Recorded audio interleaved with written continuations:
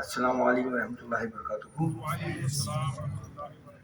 انشاءاللہ بھی اس کو کنٹینیو کر رہے ہیں، جیسا میں نے آپ کو پچھلی دفعہ بتایا تھا کہ قرآن شریف کو ہم پڑھ ہی رہے تھے اور سمجھ بھی رہے تھے۔ ابھی کچھ چیزیں جو ہیں میں حضرت رفاعی یہ جو احادیث جو ہیں ہماری حدیث کے اوپر کچھ انہوں نے فرمایا ہے، وہ بھی میں نے کہا پڑھوں کچھ بتا چلوں۔ ابھی پہلی حدیث ہی شروع کر رہا ہوں آج سے انشاءاللہ۔ ابھی تک تو جو بات بتا رہا تھا وہ یہ بتا دیں کہ وہ کیا تھا اور کیا نہیں تھا۔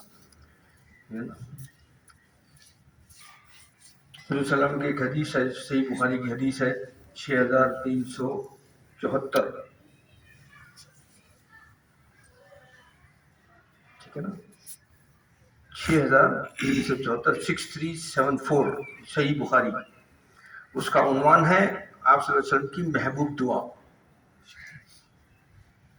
عنوان کیا ہے کہ آپ صلی اللہ علیہ وسلم کی محبوب دعا، اللہم انی اعوذ بک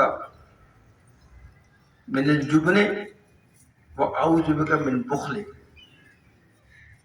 واعوذ بک من ان ارد الی ارذل الامور واعوذ بک من فتنۃ الدنیا وعذاب القبر۔ کیا ہے؟ اللہ آپ صلی اللہ علیہ وسلم کی محبوب دعا کون سی تھی جو اس میں آئی ہے حدیث میں؟ وہ یہ ہے کہ اللہم انی اعوذ بک من الجبن واعوذ بک من البخل واعوذ بک من ان ارد الی ارذل الامور واعوذ بک من فتنۃ الدنیا وعذاب القبر۔ اے اللہ، میں بزدلی سے تیری پناہ مانگتا ہوں کہ ذلت والی عمر یعنی بہت زیادہ بڑھاپے کی طرف لوٹایا جاؤں، اور میں اس دنیا کی آزمائش اور قبر کے عذاب سے بھی تیری پناہ طلب کرتا ہوں۔ یہ دعا انہوں نے مانگی تھی اللہ تعالیٰ سے۔ کیا دعا مانگی؟ کہ میں بزدلی سے، میں کنجوسی سے، بخل کنجوسی اور ذلت والی عمر یعنی بڑھاپے کی عمر کے بڑھاپا کی طرف بہت زیادہ بڑھاپے کی طرف لوٹایا جاؤں، ایسا ہو جاؤں کہ ہلنے چلنے کے قابل نہ بھی ہوں، اور تو پھر دوسری پرابلمس کریٹ ہوتی ہیں نا۔ تو میں اس دنیا کی آزمائش اور قبر کے عذاب سے بھی تیری پناہ چاہتا ہوں۔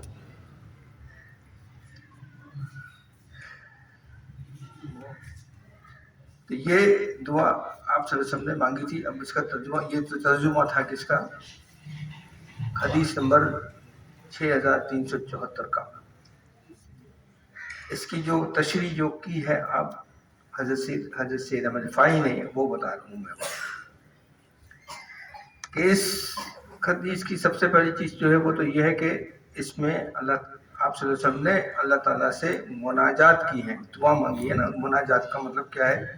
کہ اللہ کی طرف اللہ کی تعریف کرنا، اللہ تعریف کی بڑائی بیان کرنا، وہ بتایا۔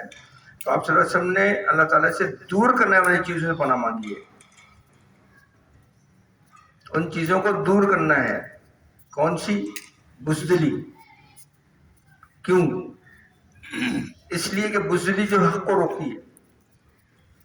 اگر آپ سے کوئی سوال کرے اور دین کے بارے میں کوئی سوال کرے، کوئی سی بات کو گواہی دینا کی ضرورت پڑ جائے اور وہ بات سچی ہو، لیکن آپ خوف سے، بزدلی سے اس سچی بات کو گواہی نہ دیں تو وہ بزدلی۔ تو اس لیے کیا کہا کہ بزدلی سے پناہ مانگتا ہوں جو حق بات سے روکتی ہے۔ بخل طلب حق سے روکتا ہے۔ کنجوسی وہ بھی حق سے روک رہی ہے نا۔ کنجوسی کیا چیز ہے؟ مال جمع کرنا۔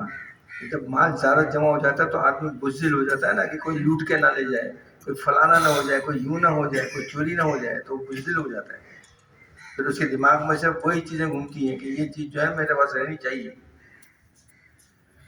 اس سے پناہ مانگی ہے۔ اور ذلت والی عمر کے، ذلت والی عمر حق کے سلسلے میں صرف ہمت اور کوشش ہی ہٹا دیتی ہے۔ وہ پھر عمر ایسی ہو جاتی ہے کہ پھر وہ اس کی سمجھ میں نہیں آتا ہے۔ اس عمر کے اندر ایسی عمر میں پہنچ جاتا ہے، بوڑھا ہونے کے بعد آدمی ایک بوڑھے کی عمر مطلب ایک پتہ لگا 100 سال سے اوپر عمر کی، وہ چلنے کی بھی قابل نہیں ہے، سمجھنے کی قابل نہیں ہے، سوچنے کی قابل نہیں ہے، تو وہ بھی ہے، تو پھر بھی اگر اس سے بھی کوئی بات کریں گے تو وہ بات جو ہے وہ حق کی بات بھی اس کی سمجھ میں آنے والی نہیں ہے. تو اور وہ اٹھا دے اور دنیا کے آزمائش حق سے دور کر دیتی ہے. جب آزمائشیں سر کے اوپر پڑتی ہیں نا، مصیبتیں آتی ہیں نا، تو پھر آدمی کیا سوچتا ہے؟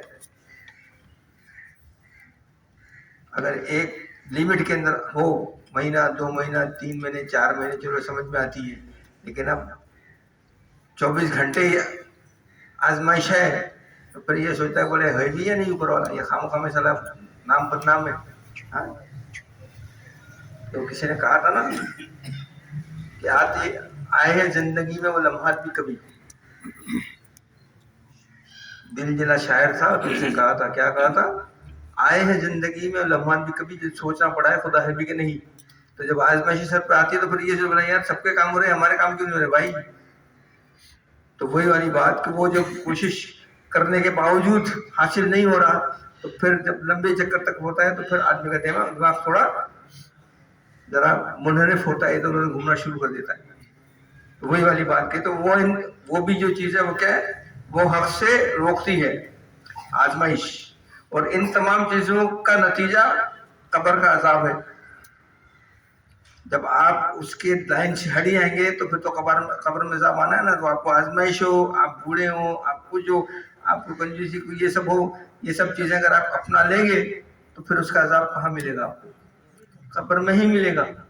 تو وہی بتایا ہے آپ حضرت سید احمد رفاعی نے اس کی تشریح کر کے بتائی، اس کیا نام اپنے حدیث کی، اس کے اسٹیپ بائی اسٹیپ انہوں نے اس چیز کو مطلب واضح کیا ہے کہ حدیث کے اندر کے کیا فرمایا گیا ہے. رسول اللہ صلی اللہ علیہ وسلم کے اس استعاذہ مطلب پناہ مانگنا کہ مضمون میں بزدلی اور بخل سے ہمت اور ارادے کو بلند کرنے کی طرف رہنمائی کی ہے. یعنی آپ کو ہمت نہیں آ رہی کسی بھی حالت میں، چاہے کتنی ہی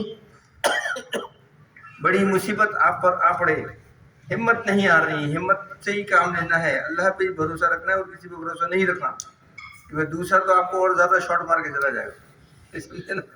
تو اس لیے بھروسہ اللہ پہ ہی رکھنا ہے، سمجھے نا. اور یہ جب آپ بھروسہ اللہ پہ کریں گے اور ہمت سے کام لیں گے اور ان مصیبتوں کو برداشت کریں گے تو کیا ہوگا؟ آپ اسلام کی ایمان کے راستے کے پر چلیں گے. اور اللہ تعالیٰ کی طرف علیحدگی اختیار کرنے کے لیے ترغیب دلانا اور ابھارنا ہے. یہی عارفین کی طلب اور تلاش ہے. اے اللہ ہمیں اس کی توفیق دے جس سے تو محبت کرتا ہے اور جس سے تو راضی ہوتا ہے. یعنی ہم سے وہ کام لے جس سے تو راضی ہو جائے. تو وہ راضی ہوگا تبھی بات بننے کی بھائی. اگر وہ راضی نہیں ہے تو پھر تو اپنے قاضی بن جانے کے. تو وہ چیز ہے، ٹھیک ہے نا. آپ فرما رہے ہیں، سید احمد رفاعی فرماتے ہیں، اے صاحبزادے جان لو کہ جب بندہ یہ جان لے کہ اللہ تعالیٰ جو حکم دیتا ہے اس کی حکمت سے آگاہ ہے. یہ بڑی عجیب بات ہے جو آج تک میرے خیال کسی نے سوچی بھی نہیں ہوگی، جو میں نے بھی نہیں سوچی بھائی. میں نے بھی جب پڑھا تو سمجھ میں آئی میری، وہ جو بات کی آپ نے حضرت رفاعی نے، میری بھی سمجھ میں نہیں آئی، کبھی نہیں سوچا، اس کا دھیان دیا ہی نہیں. آج دھیان دیا اس کے اوپر. کیا فرمایا؟ جان لو کہ جب بندہ یہ جان لے کہ اللہ تعالیٰ جو حکم دیتا ہے اس کی حکمت سے آگاہ ہے. اللہ تعالیٰ نے آپ کو جو حکم کیا ہے، جو کام کرنے کے لیے بتائے ہیں، ان کی حکمت سے واقع ہے. ہم آگاہ نہیں ہیں، ہمیں تو صرف اس کا حکم ماننا ہے. اس کی حکمت کیا ہے، اس کے ریزلٹس کیا ہیں، وہ آپ کو قیامت کے دن ملیں گے. اس کی کیا تدبیر ہے وہ سب وہی جانتا ہے، میں اور آپ نہیں جانتے. اور اپنے فیصلے اور تدبیر میں قدرت رکھنے والا اور جاننے والا ہے. اور وہ یہ جان لے کہ پسندیدہ اور ناپسندیدہ سے آگاہ نہیں ہے. میری پسند کی چیز ہے، بندے کی پسند کی چیز ہے نہیں ہے. اس کا جو حکم ہے وہ تو اسے ماننا ہی ماننا ہے 100%. تم اسے اچھا سمجھو یا نہیں سمجھو، تمہیں وہ بات اللہ کی پسند ہو یا نہ پسند ہو، آپ کو اس کے اوپر عمل کرنا ہے، وہ چیزیں آپ کو ماننی ہی ماننی ہے ہر حال میں۔ اس کے راستے پہ اگر چلنا ہے، اسے راضی کرنا ہے تو، کیونکہ اس کی پسند سے سارے کام ہوں گے، میری پسند سے کوئی کام نہیں ہوگا۔ وہ جو چاہے گا وہ کرے گا، اللہ تعالیٰ جو چاہے گا وہی ہوگا۔ میں اور آپ تو صرف دعا مانگ سکتے ہیں کہ مولا ایسا کر دے، تو راضی اگر ہے تو مانگ لے، تو بات الگ ہے، اور نہیں مانتا وہ بات الگ ہے، سمجھے نا۔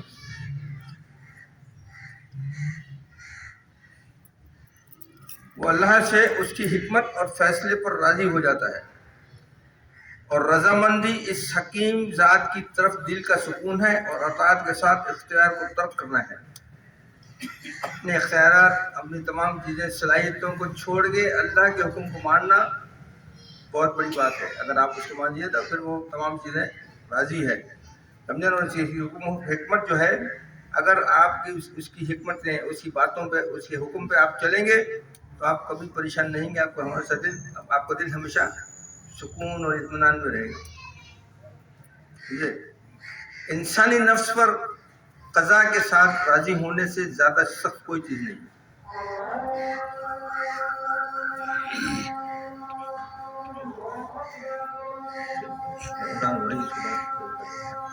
5 منٹ لگے آپ کو انشاءاللہ، اس کے بعد نماز کے بعد پھر